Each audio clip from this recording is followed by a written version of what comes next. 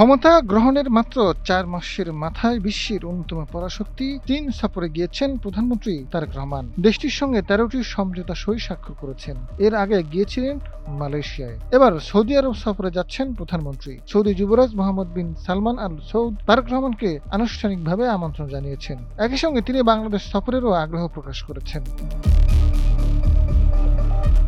সোমবার সচিবালয়ে ঢাকায় নিযুক্ত সৌদি আরবের রাষ্ট্রদূত আবদুল্লাহ জাফর এইচ বিন আবিয়া প্রধানমন্ত্রীর সঙ্গে সৌজন্য সাক্ষাৎ করে ক্রাউন প্রিন্সেসের আমন্ত্রণ তুলে দেন। পরে পররাষ্ট্র মন্ত্রণালয়ে এক জরুরি সংবাদ সম্মেলনে এ তথ্য জানান প্রধানমন্ত্রীর পররাষ্ট্র বিষয়ক উপদেষ্টা হুমায়ুন কবির। হুমায়ুন কবির জানান, ক্রাউন প্রিন্স মোহাম্মদ বিন সালমান প্রধানমন্ত্রী তারেক রহমানকে সৌদি আরব সফরে আমন্ত্রণ জানিয়েছেন। সৌদি রাষ্ট্রদূত জানিয়েছেন, ক্রাউন প্রিন্স বাংলাদেশ সফর করতে আগ্রহ প্রকাশ করেছেন। তিনি সুবিধাজনক সময়ে বাংলাদেশ সফরে আসবেন। ঐতিহাসিকভাবে সৌদি আরবের সঙ্গে বাংলাদেশের সম্পর্ক ভালো, এটা আরও শক্তিশালী করতে চায়। ফলে সৌদির সঙ্গে ইতিবাচক সহযোগিতার মাধ্যমে কৌশলগত অবস্থান এবং সম্পর্ক নতুন উচ্চতায় যাবে। প্রধানমন্ত্রীকে আমন্ত্রণ জানানো এবং সৌদির ক্রাউন প্রিন্সেসের সফরের আগ্রহ উভয় দিক থেকেই সম্পর্কে তাৎপর্যপূর্ণ প্রমাণ মেলে বলে জানান প্রধানমন্ত্রীর পররাষ্ট্র বিষয়ক উপদেষ্টা।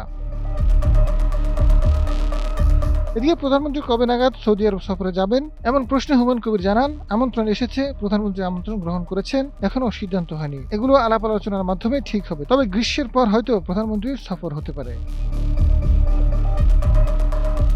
আজাদ ফারুক, সময়ের আলো।